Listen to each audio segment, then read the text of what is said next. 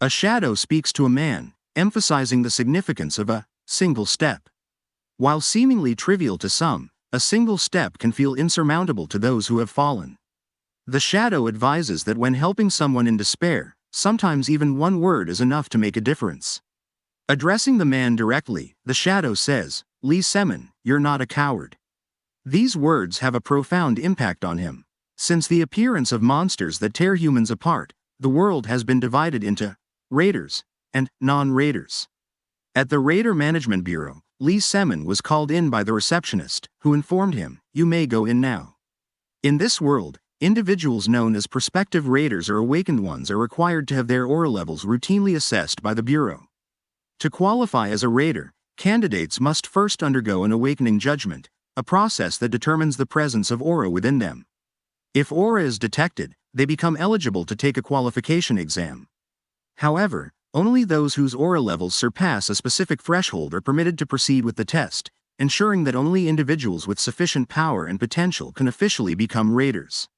Lee Semin undergoes his routine aura check, where a woman skips the usual explanation, knowing he's already familiar with the process. She reminds him that his postponed military service is scheduled to begin next year and kindly offers to arrange counseling, expressing concern for his struggles and overall well-being. "I just want to take the test and leave," he responds curtly, brushing off her concern. The woman nods in understanding but firmly reiterates, "All right, but remember, you must enlist next year." After the aura check, Lee Semin's level is confirmed to remain unchanged at 103. Aura levels typically start at 100 and naturally increase over time, reflecting growth and potential. However, his has stubbornly remained the same since his awakening years ago. Despite years of tireless training and begrudging acceptance of his limitations as a raider, his aura level has refused to improve. The stagnant number serves as a constant reminder of his lack of talent, leaving him feeling perpetually stuck and unable to progress. The woman informs Lee Semin that the process is complete and hands him the paperwork to sign. As he complies, he finds himself reflecting on a time when he truly believed he could achieve his goals. Those dreams, however, had long been shattered by the unrelenting harshness of reality. Back at home, a flicker of excitement lights up his otherwise weary routine as he recalls the rewards awaiting him in the game he regularly plays.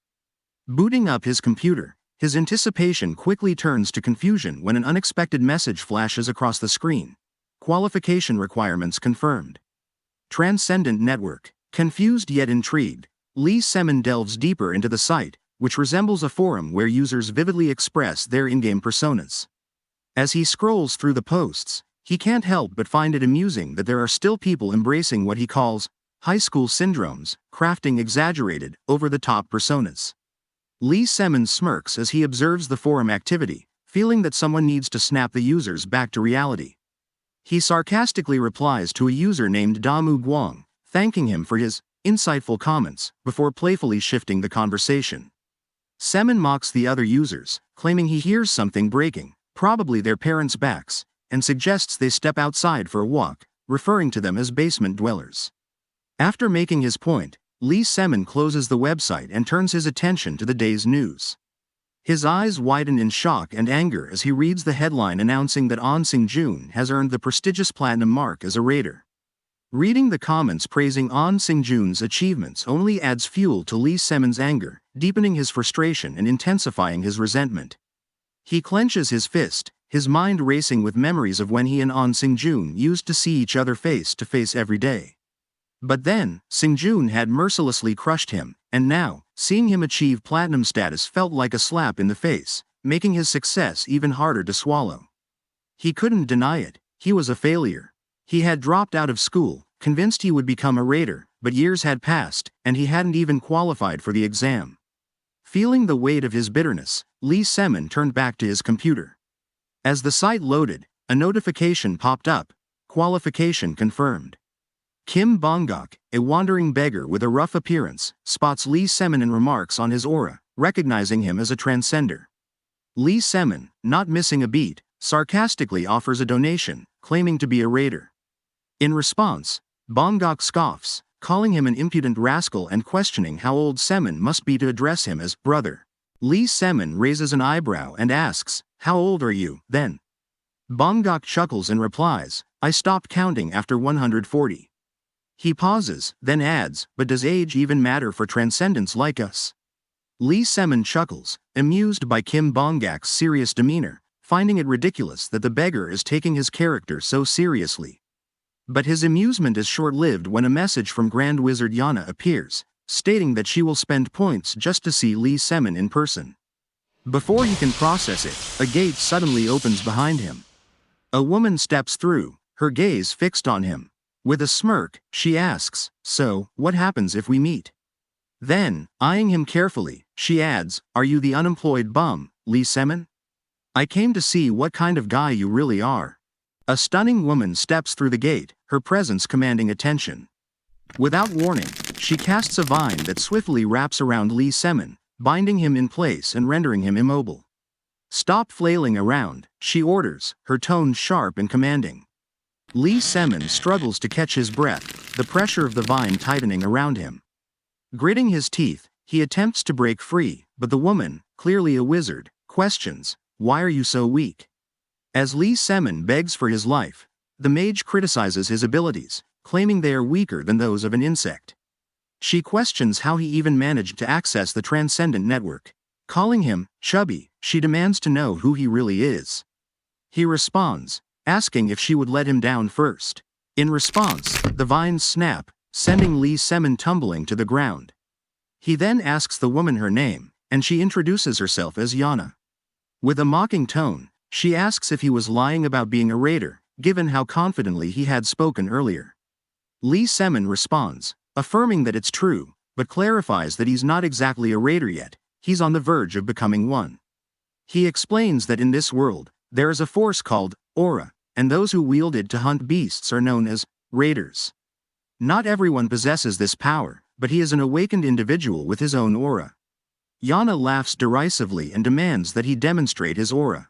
As Lee Semin focuses, a fleeting blue flame surrounds his body, only to fade almost instantly.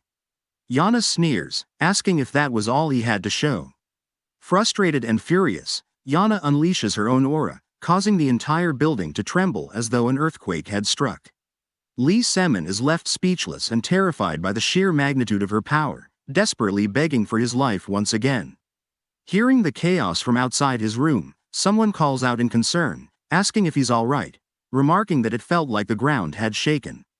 Lee Semin quickly responds, shouting back that he's fine. Jana, visibly frustrated, cups her face in disbelief, irritated that she had wasted all the points she had carefully saved on someone she considers trash. She then demands to know how someone like Lee Semin managed to access the Transcendent Network. Lee Semin responds, admitting he doesn't really know how he connected. He simply explains that he turned on his computer. Jana cuts him off, asking if it's some sort of communication device from this world, then orders him to continue explaining. Lee Semin insists that there's nothing more to say, but Jana, still intrigued by the computer, shifts her attention and asks about him, wanting to learn more about who he is. Lee Semin explains that his life is nothing extraordinary, full of struggles just like everyone else. Jana scoffs, calling his life a pigsty and labeling him pathetic. Lee Semin nods in agreement, acknowledging her words. However, Jana then adds that, despite everything, he must have tried to change. Though her tone is indifferent, there's a subtle comfort in her words, prompting Lee Semin to begin sharing his story. He tells her that he was an orphan, fortunate enough to be taken in by his current parents. During his school years, he was evaluated as an awakened individual, but the relentless bullying he endured forced him to drop out. To make matters worse, his aura level has been stuck at 103 for the past 6 years, remaining unchanged despite all his efforts. Jana, unimpressed by Lee Semin's story, threatens him to stop causing trouble on the bulletin board, warning that if he doesn't, she'll return to eliminate him and demand an apology letter as well. Lee Semin agrees, and as she turns to leave, Jana reminds him that the world is inherently unfair, but he should still strive to do something. She tells him he must keep going and find a way to survive. As the portal begins to close, Lee Semin asks if they can meet again. In that moment, a petal falls to the ground, which he picks up. He quietly wonders to himself if he, too, could one day become a transcendent. After some time, Lee Semin remembers Jana's demand for him to write an apology letter. He quickly types one up and posts it on the bulletin board. Since then, checking the Transcendent Network has become a part of his daily routine. One day, he notices a post from a user named Kyan Hung Nim, who shares a photo. Lee Semin remarks to himself that it's been a while since Kyan last posted anything. The story tells of a man born to a slave in a noble family. After his mother was killed by the master, he became a mercenary, learning swordsmanship by stealing techniques. Over time, he wiped out every member of the noble family and rose to become the continent's most powerful warrior. Lee Semin, however, looks at a photo and wonders if it's from the family trip he took last time, remarking that he looks just like his parents. Another message pops up from Persin Hung Nim, also known as the Sword Demon Persin, the continent's top swordmaster.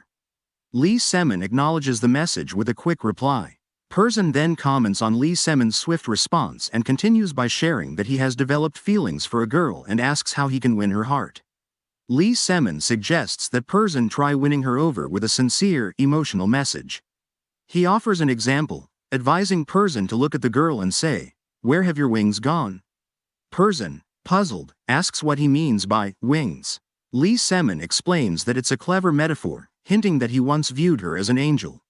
Persin is captivated by Lee Semin's advice and praises him, calling him bro for his cleverness. Lee Semin goes on, suggesting that if the girl smiles in response, Persin should then say, "I feel like my heart might burst from your smile." Persin thanks Lee Semin repeatedly, promising that if things go well, he'll save up points and come visit him. Lee Semin acknowledges this and calls him Hung Nim. As Lee Semin interacts with the transcendent beings, he reflects on their unwavering commitment. They never hesitate, always fulfill their promises, and tackle challenges head-on.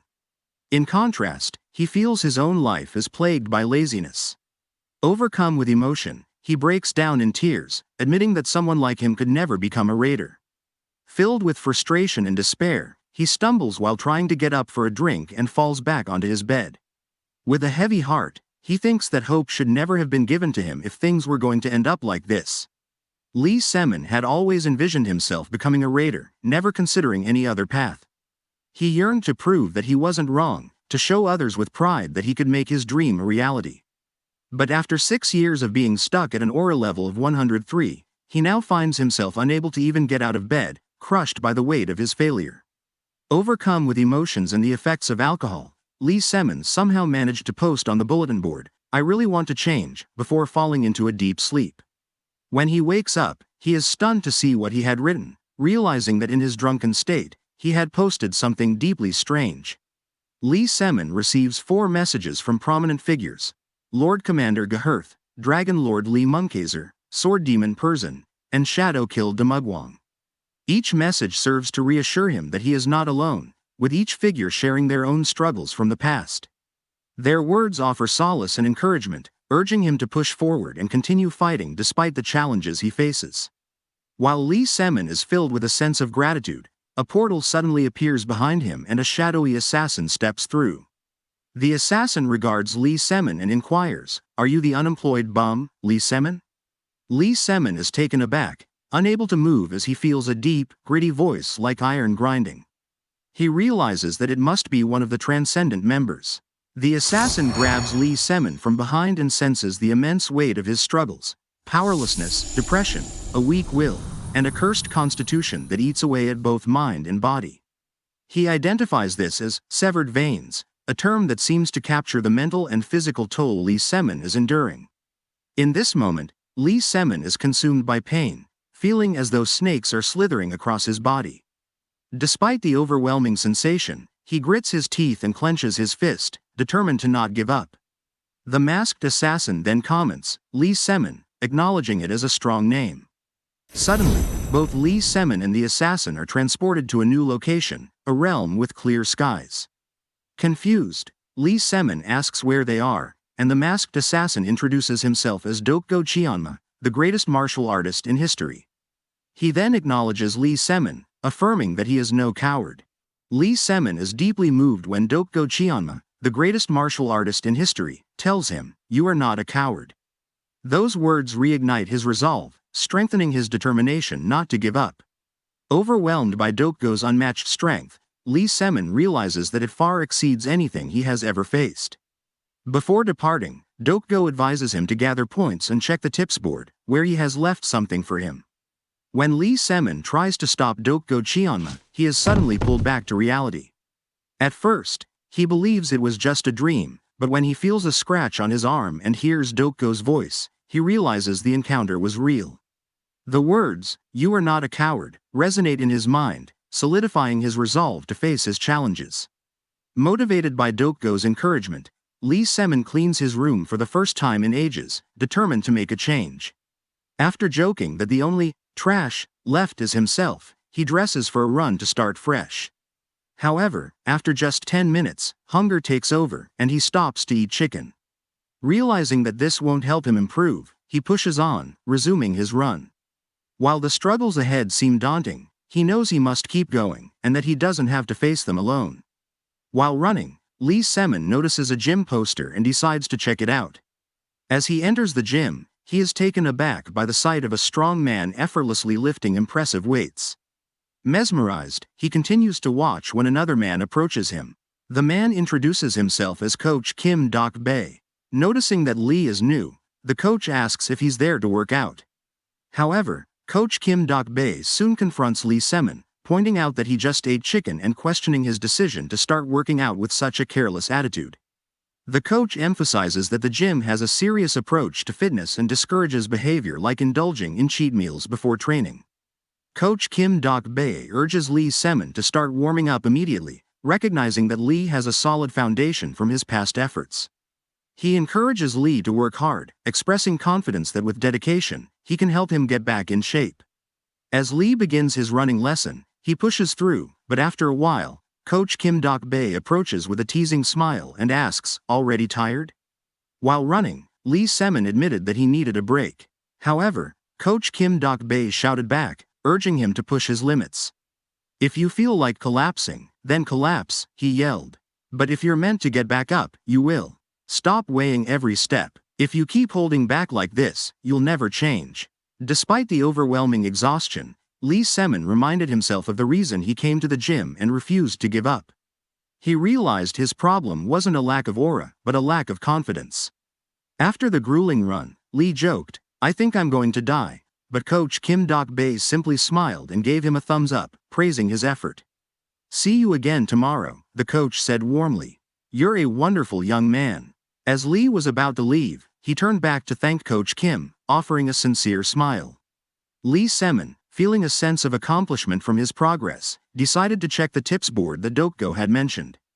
But when he attempted to access it, an error message flashed on the screen. "Access denied. Not enough points." His heart sank for a moment, but before he could fully process the setback, another message appeared. "Members quest first." The task was clear and simple, yet daunting. Lose your weight to less than 100 kg. Lee Semin stared at the quest in disbelief, realizing that this was his first official challenge. Lee Semin shouted to motivate himself as he ran, determined to get his weight below 100 kg. His coach cheered him on, offering encouragement along the way. The next day, Lee Semin stood in front of a mirror, inspecting himself and wondering if he had lost any weight. Smiling at his reflection, he cheered himself on, saying, "Let's do our best today too." He then headed outside for another run, opting for some light cardio with interval training.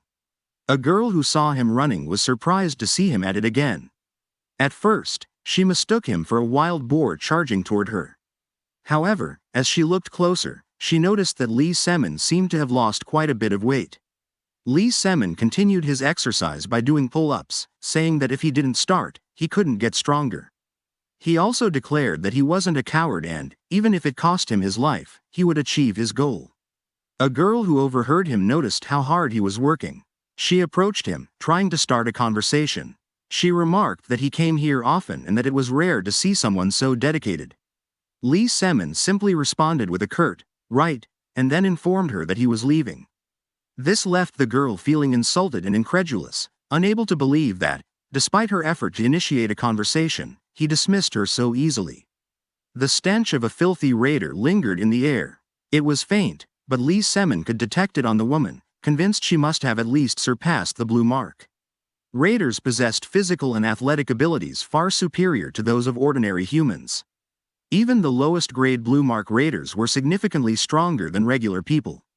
Moreover, the immense rewards they earned for risking their lives fostered a deep sense of privilege. Lee Semin had learned this lesson early during his trainee days. He came to understand one undeniable truth.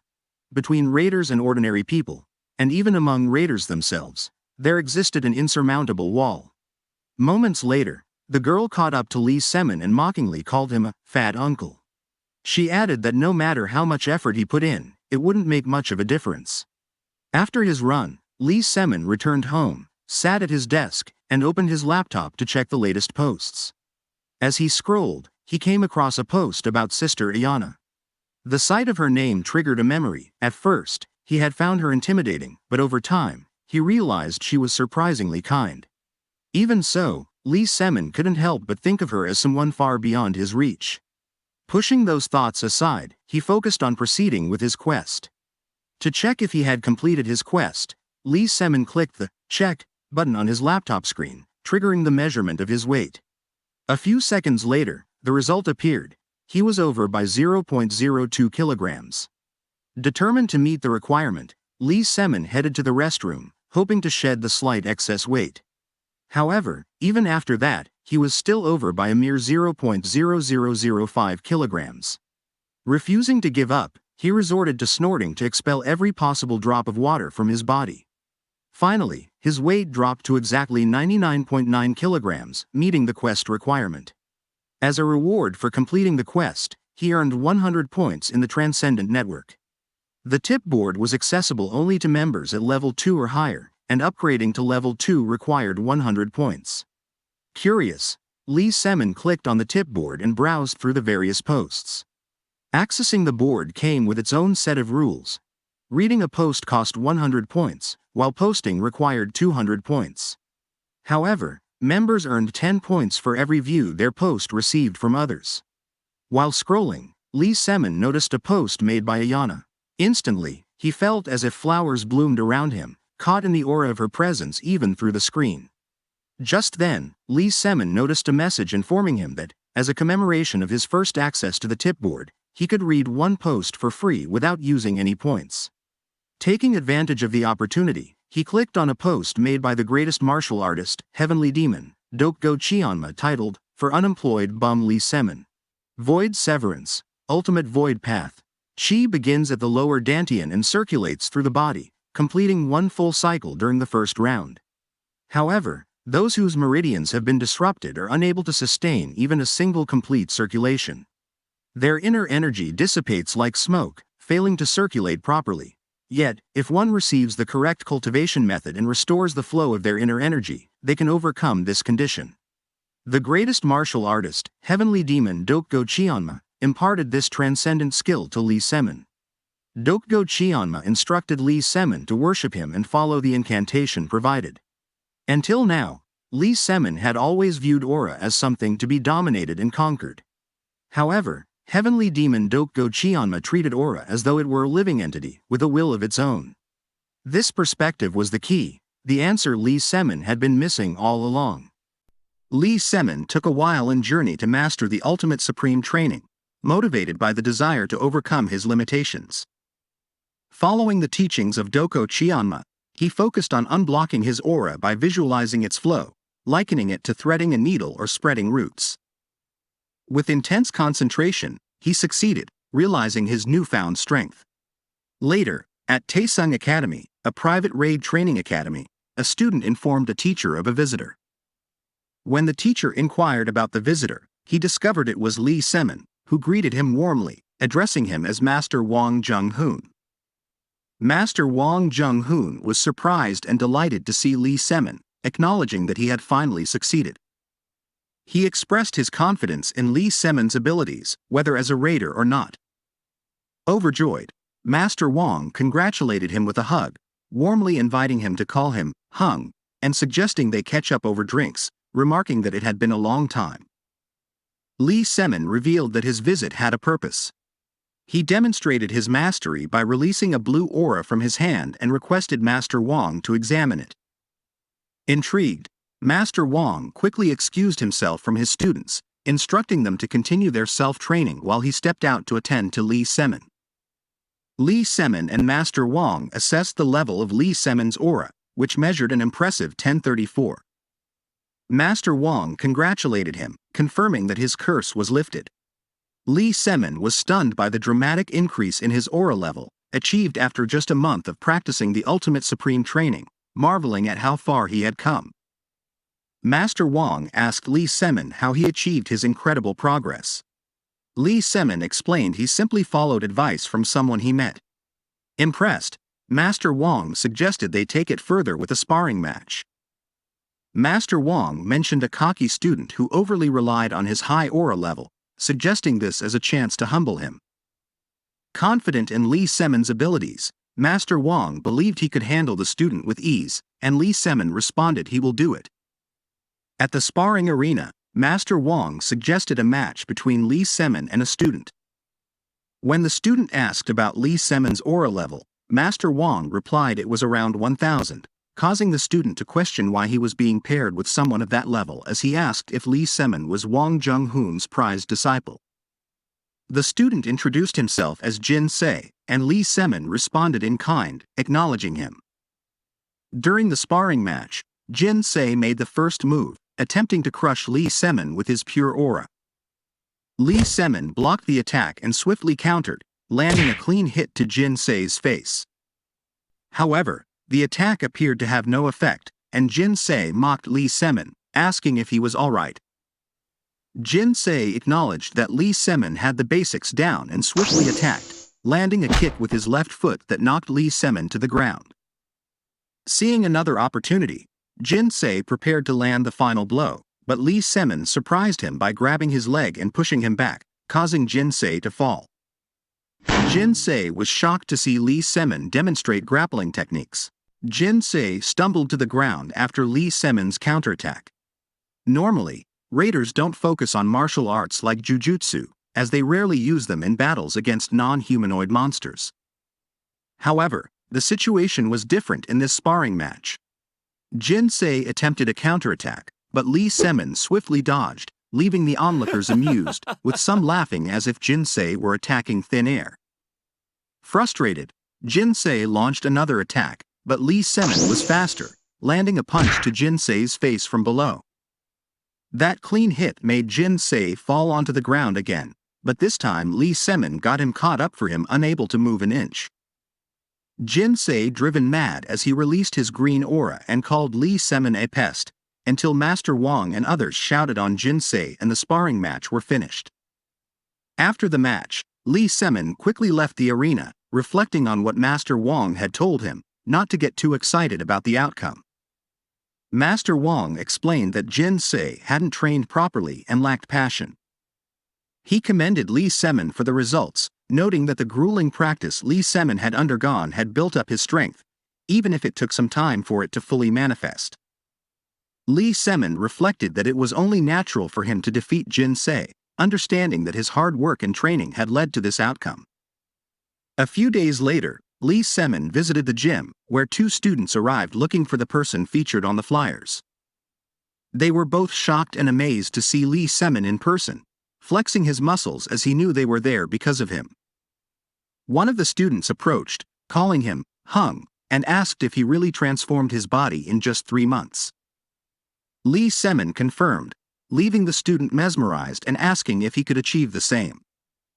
Before Li Semen could respond, another man approached, reminding the students to first show respect to the boss and greet them as new members, and introduced himself as Director Kim Dok-bae. Director Kim spoke with the two students about joining the gym and later informed Li Semen that they wanted to follow his training path. Li Semen questioned if they could handle it, but Director Kim assured him of their determination, confirming their commitment with a final, stamped decision. Right then Li Semen gave them a thumbs up and said to keep fighting as a gesture to not give up. Li Semen checked his phone to explore a new martial arts technique, which, surprisingly, was accessible via mobile. The two students began their training and, exhausted by the first day, felt like they were dying. They were then stunned when they saw Li Semen training, with blue aura flowing around his body. They recognized him as a true raider and acknowledged him as their senior. Semin noticed something odd during his gym visits, feeling as if someone was following him. It turned out to be the skinny student from earlier, who kept staring at him, making Semin feel uncomfortable. Eventually, the student approached Semin, admitting he'd been observing him for a while and hinting that he knew Semin's secret. While Semin denied hiding anything, the student revealed that he suspected Semin of being a raider. Semin confirmed to the student that he wasn't a formal raider yet but planned to take the test in a month. The student, feeling jealous, revealed his own aura and admitted that he, too, was an awakened one. When Semin asked why the student was training at the gym instead of attending a raider academy, the student explained that his parents deemed being a raider too dangerous. They wanted him to focus on his studies until adulthood, though he still aimed to build his strength during the process. Semin reflected that becoming a top raider requires not just aura but also countless hours of effort and dedication. The student confidently stated his determination to become a raider, surprising Semin. When asked why, the student explained that being a raider ranked as the top career choice among middle and high school students in Korea, as it was seen as a prestigious and cool profession. Semin asked the student if he could manipulate aura. The student responded affirmatively but admitted he wasn't fully skilled. When Semin asked for a demonstration, the student successfully released his aura, prompting Semin to ask who taught him. The student revealed he learned from a beginner's course by raider On Sung-jun. Impressed, Semin encouraged the student to keep practicing, emphasizing the importance of aura control. He acknowledged the student's potential, calling him talented, and motivated him with a promise to meet at the top. The student responded to Semin with determination and left with a smile, eagerly sharing their conversation with a friend. Seeing this, Semin felt it was a good moment but quickly reminded himself that he, too, needed to work hard to reach his goals. After his gym training, Semin returned home excited to read about fundamentals of aura manipulation, finding even the title thrilling. He appreciated how the tips board helped refine the basics and enjoyed a peaceful moment in his dimension. Curious, he researched the raider qualification test and discovered that the in-depth test, the pinnacle of the exam, would be random this year. Known for its unpredictability, the in-depth test's content is never revealed in advance, and many candidates fail it despite passing the written test, aura measurement, and combat ability evaluation. Semin recalled debates surrounding the necessity of the in-depth test, questioning its relevance to raiders, as he believed being a raider was primarily about fighting and killing monsters. Thinking about how some people spend money to gain an edge, Semin remembered something important. He made a call, asking for a contact in the association to provide information about the test's expected questions, ensuring the details were definite. He then instructed them to send an account number, stating he would deposit the money immediately. As this is all the preparation he needs, he is determined to let the whole world know the name of Semin. While training outside, Semin encountered a woman who recognized him and commented on his significant weight loss. Semin dismissed her, telling her not to bother him and to continue on her way. The woman apologized for her past words and introduced herself as Kim Sona, with Semin doing the same. She asked if Semin was a raider, to which he replied that he would be taking the test soon. Smiling, Kim Sona encouraged him with a cheerful, fighting gesture, mentioning she would also be supporting a rookie from her company. Semin, intrigued by the mention of the rookie. Kim Sona warned him that the rookie was their company's next ace. Semin then proposed a bet to see who would win between him and the rookie. Semin proposed a bet where the loser would grant the winner one wish. Kim Sona questioned if Semin had the guts, recalling his past when he was morbidly obese. The next morning, at the entrance to the qualification examination room, Semin observed many people preparing for the test. He silently thanked Heavenly Demon Doko Chianma and Ayana for their insights on the tips board. Noticing Jin Se, the same person he had sparred with before, Semin realized he couldn't let his pride fall and cheered himself on, saying, "You got this." The written exam this year was much harder, with tough ancient texts and trick questions. Semin finished the exam and noticed that everyone else seemed to be struggling. He wondered if the in-depth test would be as challenging. As the bell rang, signaling the end of the examiner instructed everyone to stop writing and hand in their sheets. However, a man beside Semin continued to write, ignoring the warning. Suddenly, a purple aura swiftly wrapped around the man's head, and the examiner, clearly frustrated, seemed ready to take action against the defiant student, and they were other two. The examiner disqualified 3 students for failing to follow the rules and ordered them to leave immediately. Semin was shocked to see the examiner's gold-marked patch, indicating his high rank. The examiner explained that raiders must follow the rules strictly, as leniency could put an entire team at risk. He emphasized the importance of adhering to rules and stated that anyone who acts on their own is not welcome. He wished everyone good luck and thanked them for their hard work. After the exam, students discussed how difficult it was, with some fearing failure. Semin agreed it was tough but remained confident he wouldn't fail. He reflected on his aura level, which was 5,100, just above the 5,000 required for the Raider qualification exam. While channeling his aura, 2 students noticed its flow around him. Semin tried to stay calm but felt ominous thoughts creeping in. He recalled the teachings of heavenly demon Doko Chianma, emphasizing the ultimate supreme as the harmony of yin, yang, heaven, earth, and humanity, symbolizing origin, prosperity, benefit, and integrity. As Semin cultivated his aura, memories of his past surfaced, including the unwavering belief his adoptive parents had in him when he first expressed his dream of becoming a raider. The examiner noticed Semin cultivating aura and approached him, emphasizing that cultivating aura in a safe place is fundamental. Semin apologized, but the examiner reassured him with a tap on the shoulder, acknowledging that sometimes principles don't apply. The examiner shared his own experience of cultivating aura in dangerous forests filled with monsters to survive, mentioning how he had never had a break since their existence became a reality. Semin acknowledged the examiner's experiences, and the examiner shared a memorable gate subjugation, where he encountered a terrifying monster called Black Castle. Despite his efforts, he couldn't defeat it, and it was never officially registered. Their conversation was interrupted by a knock, reminding them that the aura measurement test was about to close. The examiner kindly offered to guide Semin to the aura measurement area on the first floor before it closed, wishing him good results. Semin thanked him and proceeded to the desk, where he was instructed to wait in line for his turn.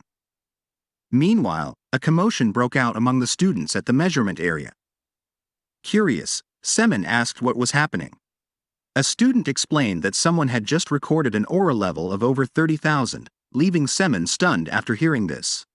Semin is curious about a student named Bang Yu Bai, who is described as very beautiful, and wonders if she is connected to a woman he met during his training. During a conversation with another student, Semin learns that no one would score less than 5,000 on the test and agrees with this confidently. In the measurement lab, Semin undergoes the test and is surprised when his score is revealed to be 7,180.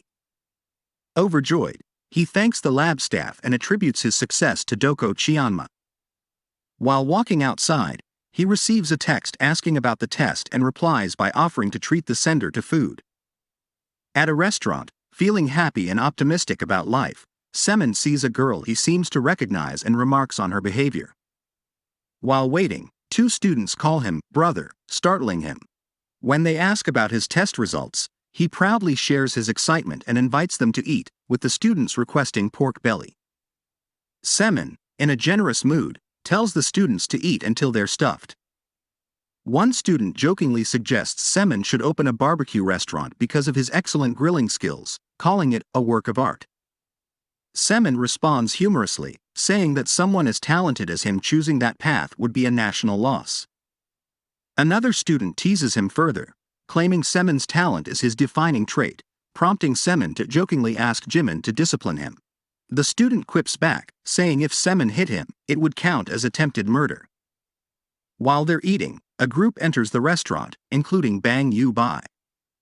Recognizing Semin, one of the women mentions their earlier encounter and jokingly tells Yu Bai that Semin once claimed he could chew her up like old gum. Yu Bai introduces herself, and Semin does the same, but her group leaves shortly after. Son Ha, reminds Semin about a bet they made, leaving him uneasy as he denies ever saying such a thing.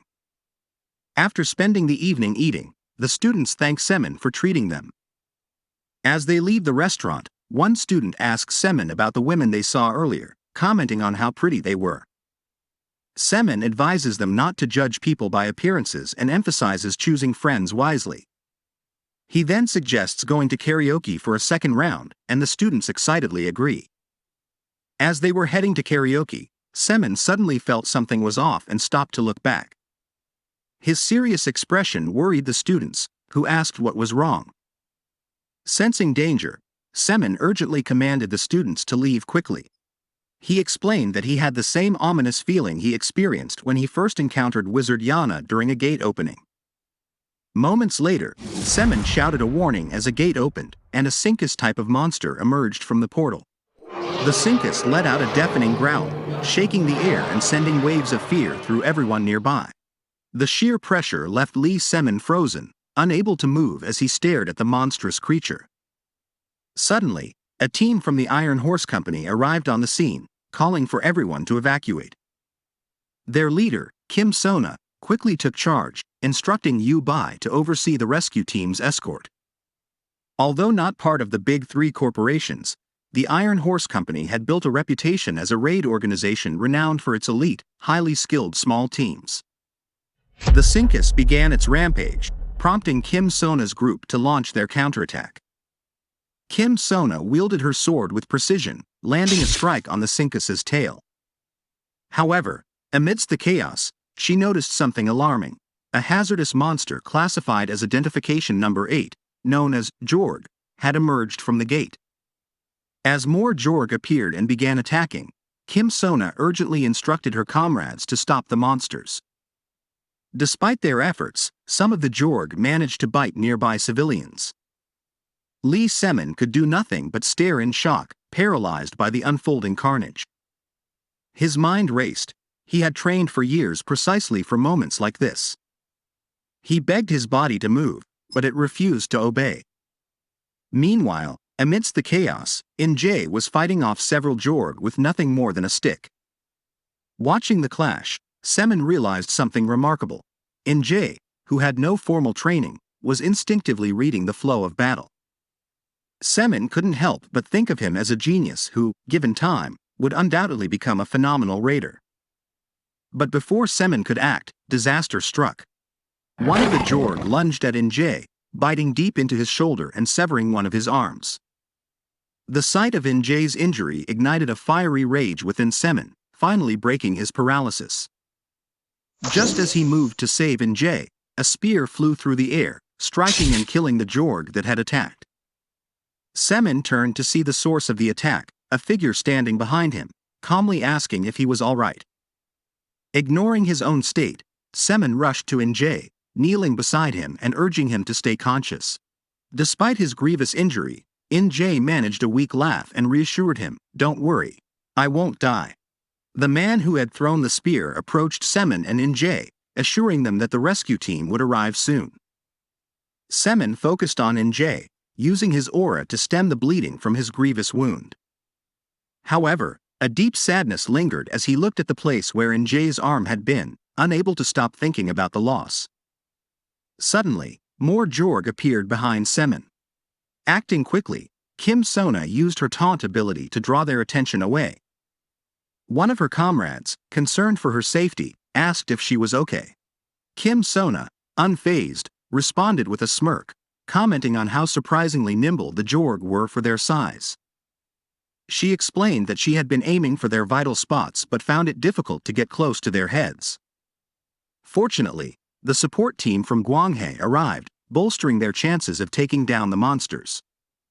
Kim Sona coordinated with them, asking the team to distract the Sinkus while she prepared to deal the decisive blow.